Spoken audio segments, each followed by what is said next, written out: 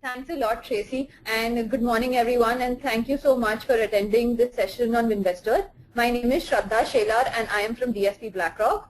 Today, I have with me Ms. Yogita Dand, who is an independent financial advisor. She's an expert financial advisor and has been associated with the Winvestor initiative for a long time now. I'd like to welcome her on board. Thank you, Shraddha. Thank you very much, and thank you, Tracy, for giving us an opportunity to talk to all your employees. Okay, great. So I hope everyone can see the presentation.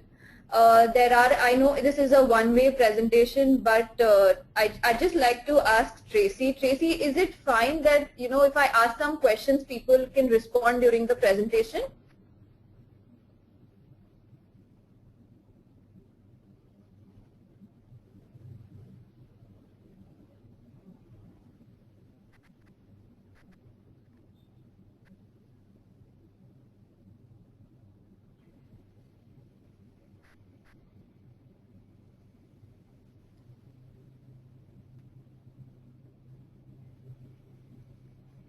Yes, Shraddha. I'm sorry I was on mute. So if you could tell me. Yeah. Just wanted to check if the participants can respond on the webinar if I ask certain questions, because then it will be a little interactive. You can take off the questions to the end. They can be typed. Yeah, let me clarify this, Tracy.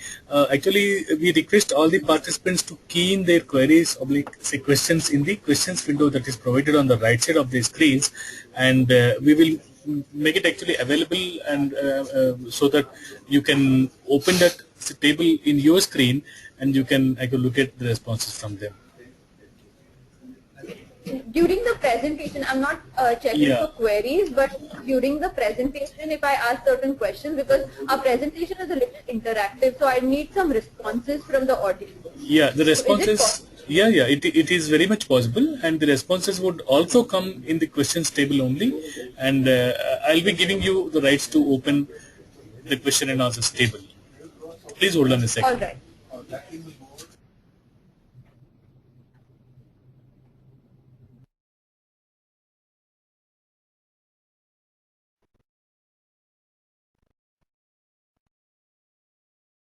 Question, and he will give the answers on the table board itself. Shraddha, now I have given you the rights to open the questions window also. I hope you are able to look at that. So you just... Sorry, yeah, I can see. Yeah. Sure. So can I start with the presentation? Yeah, please do. Please do.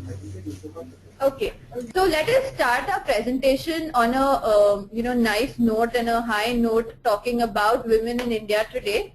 And we all are proud of what women in India today have achieved. Yeah, they have come a long way since the past 20-30 years, when women were just subjected to making household decisions or just household budgetary decisions. Today we've come a long way, and we are taking decisions when it comes to our careers, when it comes to our professions, and then we have our own family decisions or decisions regarding our kids, husbands, or our own lives. So we have seen a big change as to when it comes to status of women in India today. If I'd ask you in a normal presentation, if you all were in front of me, if I would ask you, which is that one woman in India today you idolize? Who's that one woman achiever you look up to?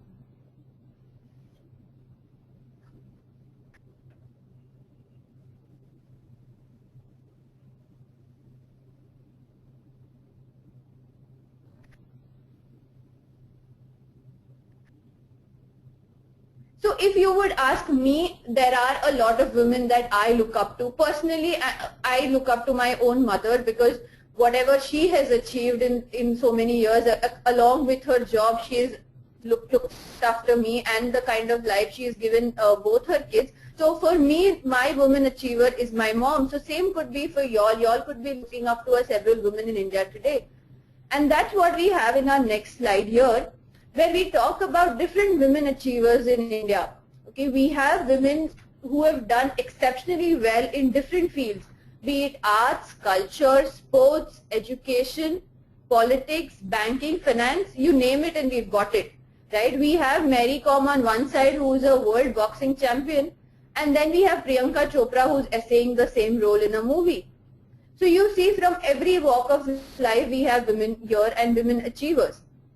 But then, there comes a bigger question here, that when we all agree, and we all agree that women in India today are doing so well for themselves, when it comes to making that small investment decision, why is it that we take a back seat? Right? We all are earning here, so we feel that we are financially independent. But when we ask you, are you making your own investment decisions?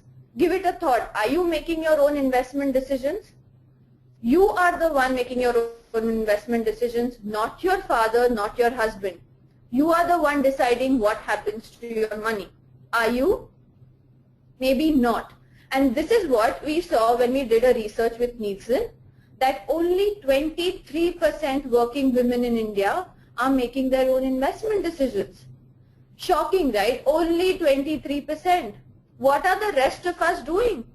We are probably letting someone else make that decision for us. We are letting the decision be with someone else.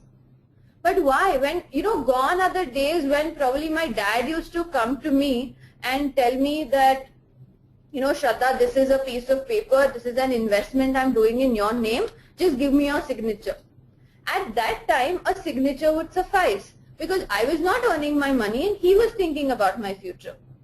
But today, when I am making my own money, when I am earning, am I not supposed to decide what happens with that money? The decision should lie with me to make my future secure. So today in our presentation, we are going to take you through some basic reasons why we think women should start investing. So why women should start investing? One very basic reason, all of us today are earning. More and more women are joining the workforce, which obviously tells us that increasing number of women are getting more money in their hands. But with increasing wages also comes the responsibility of handling that money. Are we best prepared to make the right decisions for the hard-earned money? Maybe not. What we tend to do is, we think that we have done our own bit by earning this money, but we let that money be in our savings account. What we do is, at the end of every month when we get that salary, we spend a part of it and save the rest. We let the rest be in our bank accounts. But let me tell you, that's not the best thing to do, and why we'll touch upon that point later. Another very important reason that we think that women should consider is that you might inherit wealth. Right? Tomorrow, your parents could leave behind money in the form of trousseau, in the form of jewelry, in the form of property. But when that huge chunk of money comes to you at that point, do you know what's best to be done with it? So for situations like this, it's better to be prepared and know what's best to be done with that money. Another very unfortunate reason, it could happen to me, it could happen to you, it could happen to someone we know. Divorce rates are increasing in India today. It is a fact of life. And when something like this happens, we as women are not only emotionally unstable, but we could be financially unstable too. In such a situation, it is best that we know where our husbands are investing. We should know what family portfolios are. Right? And in case of a divorce, we could also be the beneficiary of some alimony. Now again, when that huge chunk of money comes to you, are you best prepared to deal with it? So for situations like this, which is an unforeseen and an unfortunate situation, it's good that we plan for it and we be prepared for a situation like this. Now, in a situation where you could probably answer, but I'd like to ask you, what do you think is the average life expectancy of an Indian woman as compared to a man? How long do you think an Indian woman lives?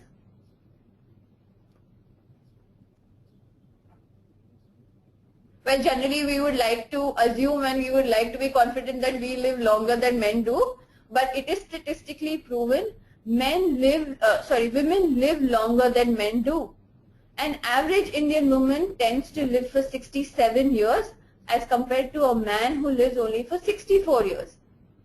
And as medical advancement, as we see medical advancements in science improving, we see that the general life expectancy of humans are increasing. So men and women both are living longer.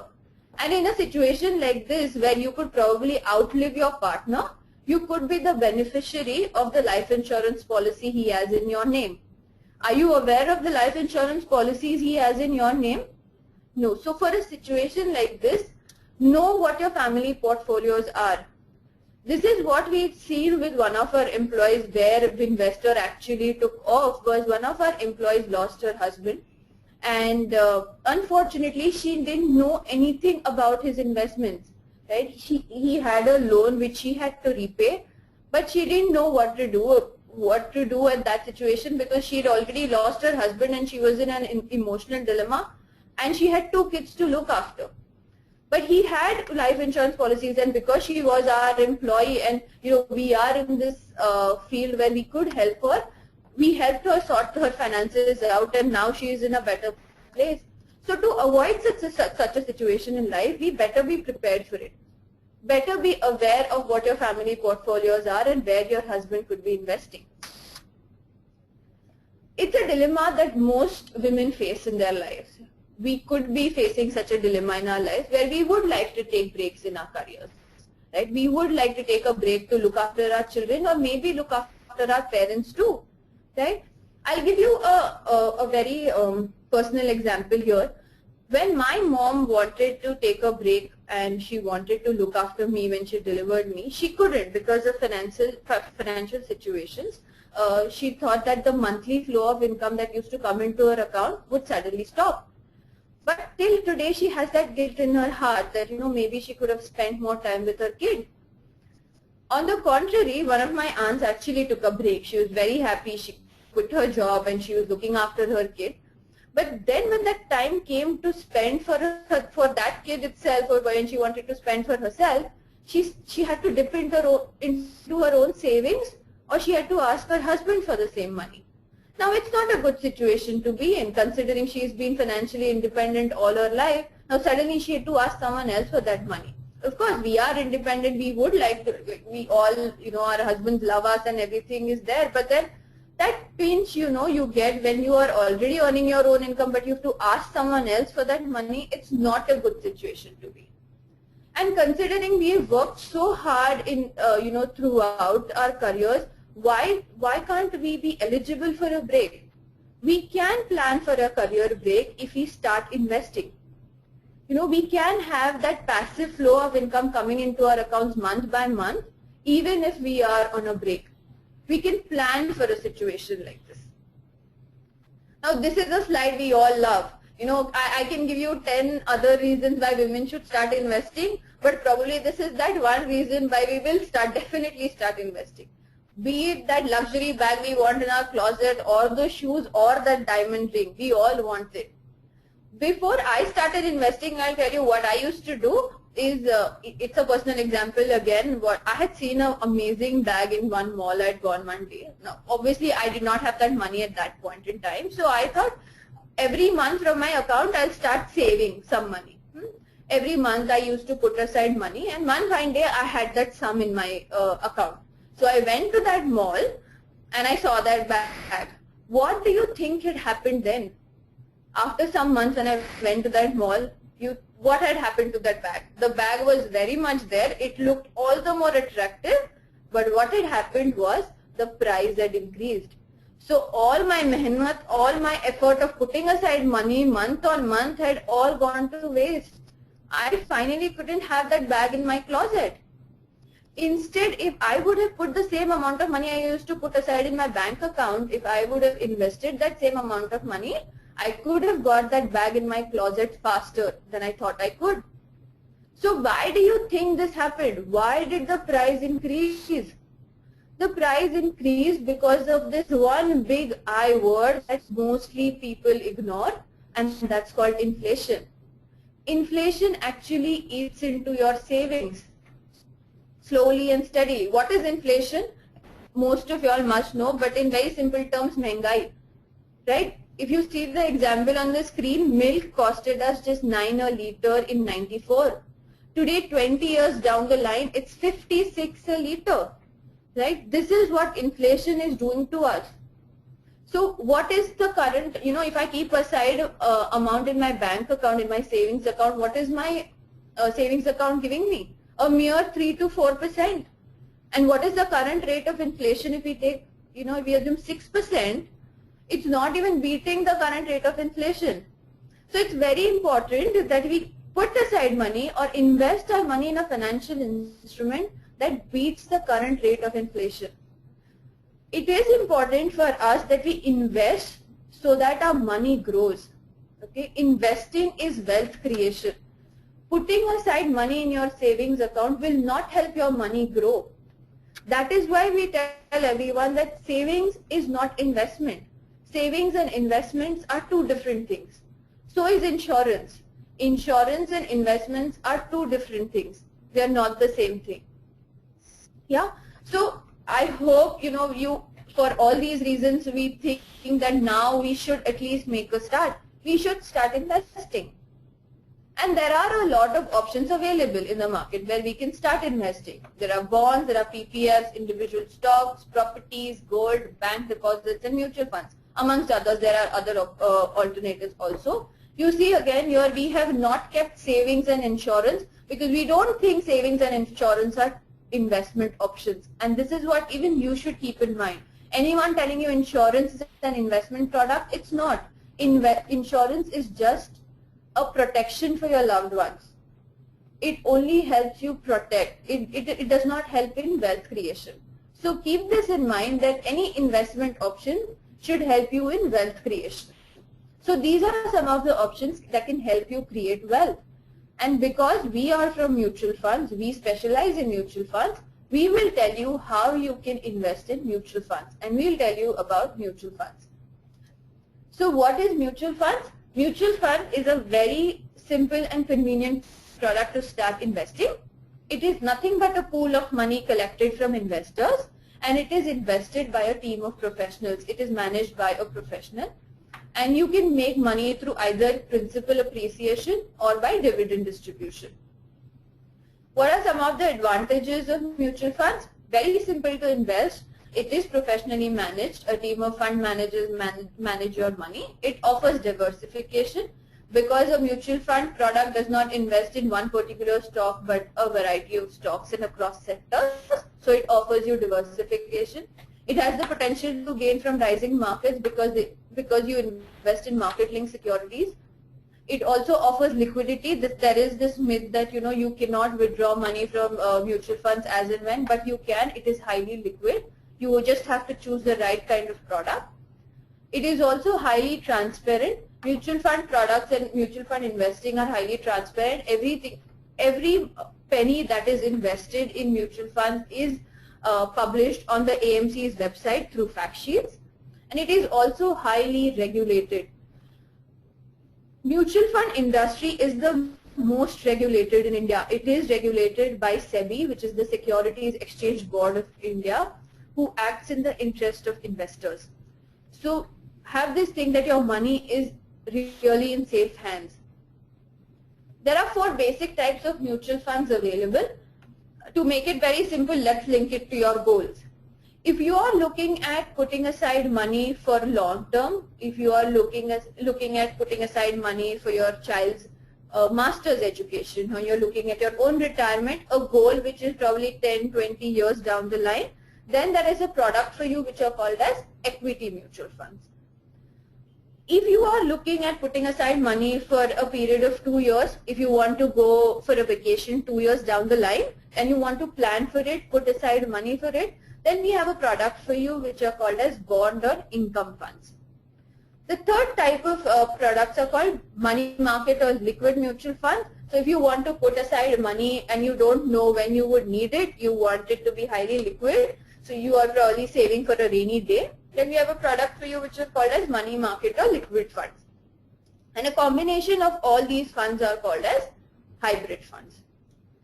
Okay, moving forward, for a new investor, we always suggest that you start investing into mutual funds through the SIP route. What is SIP? SIP is called as the Systematic Investment Plan. It's very simple, intelligent, and the most practical approach to start investing in mutual funds.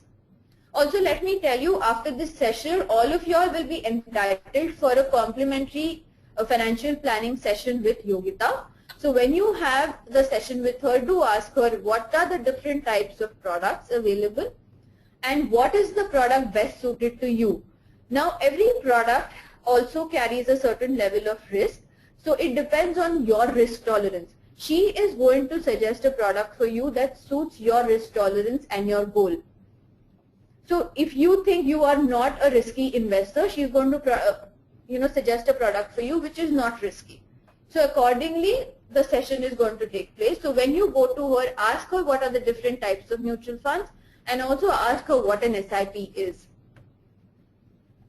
Moving ahead, I am sure you could either be confused or convinced for the amount of things I've told you, right from equity mutual funds, SIPs, different reasons. Even if you are confused, do not worry, because we have DSP BlackRock Winvestor, who is going to help you through the journey of investments. What is Winvestor? Winvestor aims to empower women with financial knowledge that can help them make their own investment decisions. In Winvestor, there are basically only two people involved, a Winvestor who is a woman like you who wants to take her own investment decisions, and a Winvisor is an expert advisor like Yogita who is going to help you and who is going to help you in the journey of investments. Under this initiative, we have done a couple of other initiatives which are complimentary counseling sessions that even you all will be entitled to with Yogita after this session. We have done an educational TV show with CNBC TV 18 called Sheconomy. Now, this is a 9-part series show where we have different women coming from different walks of life and telling us different situations that a woman goes through. So the first episode is of a renowned divorce lawyer who talks to you about the different dilemmas, emotional and legal dilemmas that a woman goes through when she undergoes a divorce. So you can visit our website and go through these videos on Sheconomy. Next, the research that I spoke to you all about, we've carried out that research with AC Nielsen. We've also tied up with NGOs like Sanchayan and Parinam to help underprivileged women, as basic as helping them open their bank accounts. The website I spoke to you about, dspblackrock.com/Winvestor, it has a number of educational videos and also the Sheconomy videos that I just spoke to you all about. So I suggest that before you go for a complimentary session with Yogita, do visit our website and go visit the videos and go through those videos so you get a hang of what mutual funds are all about and you know what you're signing up for. So how can you get started? How can you become a Winvestor today? Generally, what we do in our presentations is we give across a brochure, but in this case, because it's a webinar, if you are interested for a financial planning session, which is complimentary with Yogita, do give in your names to Tracy, and we will then set up a complimentary session with Yogita as per your convenience. Also, remember, before you go for a session with Yogita, have certain goals in your mind. Right? It's always important that you know what you're investing for. Why are you going to Yogita? Because you want to achieve something in life. You want to achieve your goals, right? So always have your goals listed down. It could be that you're planning for your own retirement, or you're planning for a luxury bag that you want, you're saving up for a rainy day. However small your goal is, just write it down when you go to her. So it will be easier for Yogita to suggest you products according to your goals. Also, consolidate all financial information that you have, anything that is there in your name. It could be your bank account statements, your PPFs, your insurance policies, anything and everything in your name. Just consolidate everything and go to her when you have the complimentary session. So before I end the session, I'd just like to leave you with a thought, and hopefully all of you all will wake and start making your own investment decisions. Before we end, we'll just like to leave you with some tips that you'll hopefully have in mind whenever you start investing. Start early. Yeah, start now. It's never too late. Always be very disciplined in your process of investing. Okay? If you have some long-term goals, have some equity exposure in your portfolio. Because you are investing for a longer period of time, you could probably take little more risk, and that's how you can gain from the markets. Also, start with an SIP. It's the most simplest and convenient method of investing in mutual funds. And last but not the least, I'm sure all of you all have heard this term called timing the market. Please remember this thing, there is nothing like timing the market. It is always about the time you spend in the market that is going to benefit you in the long run. So with this, I'd just like to end my presentation. And if you have any questions, I and Yogita are more than welcome to answer them. Thank you so much. Hi Shraddha, that was a beautiful presentation, and I think we have one question here. Someone's asked, how do we choose a good mutual fund? Answering your question, choosing a good mutual fund would always depend on your risk profile. So if you're a first-time investor, normally all the financial advisors or the planners would either suggest a balanced fund or a good large cap fund, where the risks would be less than the other mutual funds. However, as an aggressive investor, we would always ask you to choose equity diversified funds. Now, as an investor, you have a choice of good asset management companies having very good funds, giving good returns year on year, beating inflation. However, our advice to you would be to talk to a good financial advisor, a planner who would understand your risk tolerance, goals and time horizon, and then recommend a good fund to you.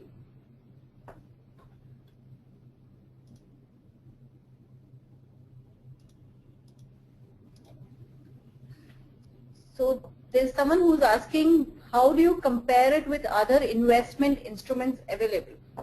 Well, I think, how do we grade mutual funds when we compare it with other investment? Okay. So Alpha, that's a great question. Now, let me tell you one thing. Mutual funds, especially the equity diversified mutual funds, are obviously investing in good equities. There are fund managers who are managing your portfolio on your behalf. You are taking, when you're buying units of a mutual fund, you're actually investing in a lot of good companies out there. And you're not doing anything but just the fund manager is proactive when he's doing the fund management. So when you're talking about grading mutual funds, yes, I would suggest that mutual funds should be the #1 investment in your portfolio. Because as an individual investor, it's very difficult for you to invest in direct equities and monitor your investments.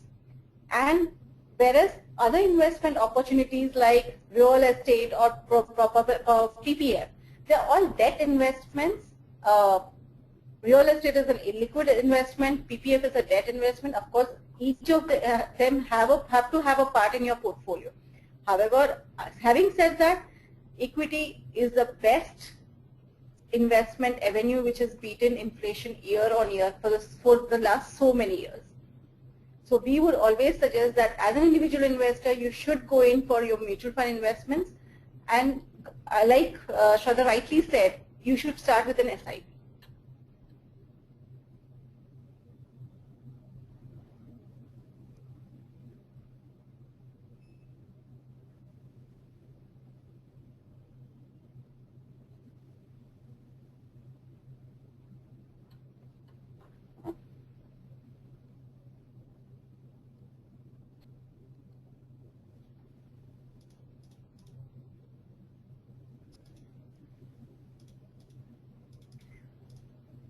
Hard. Tracy, that's again a good question. Well, there are direct mutual fund investments that are happening right now where you can directly invest into mutual funds without an advisor in between.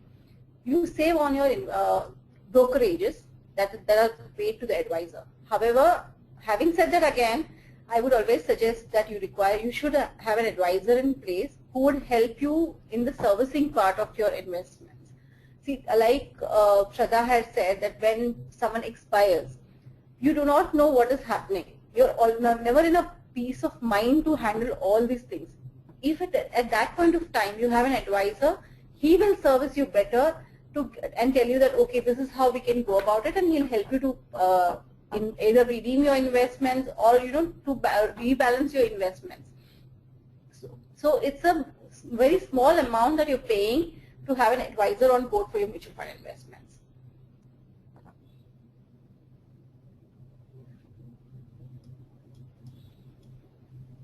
Secondly, an advisor will also monitor your portfolio. So at any point of time, he or she feels that there has to be a change in your portfolio, there has to be a rebalancing of your portfolio. The advisor will always be there to help you out with the rebalancing, which you as an individual investor might not be able to monitor on a regular basis. I hope I have answered your question, Tracy.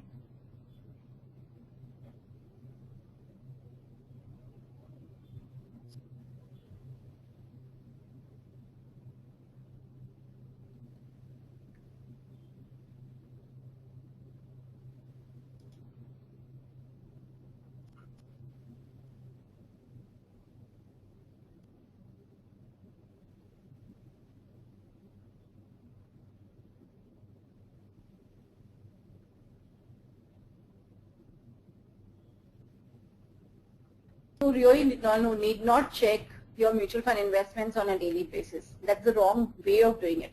Like we have already said in the presentation, you need to have goals, and these goals are normally 1 or 2 years apart, or probably beyond 3 years. So when you have these goals and you have the years, the time horizon in place, you really need not to check your portfolio on a daily basis. In fact, that would actually psychologically, it might be harmful for you as well as the advisor who has done this, who has advised you on the mutual funds. So what we normally would suggest is you should monitor your portfolio probably once in a month, and not even on a weekly basis. Yes. Ujjwala. Ujjwala, no.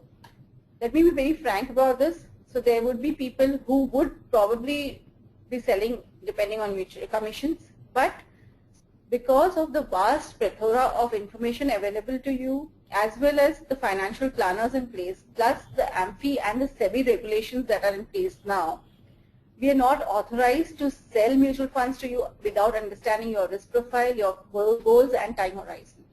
So if a person comes to you saying that you want a mutual, there's a very good NFO coming in, or there's a very good mutual fund that he needs to sell to you, you'll understand with his immediate sales pitch that he's trying to sell it to you. And that's when you can realize that there are other people who would actually understand your risk profile, your time horizon and your goals, and then he would suggest a mutual fund. So yes, mutual funds are not like LICs where people would suggest, where genuinely good people will suggest depending on commissions that you receive.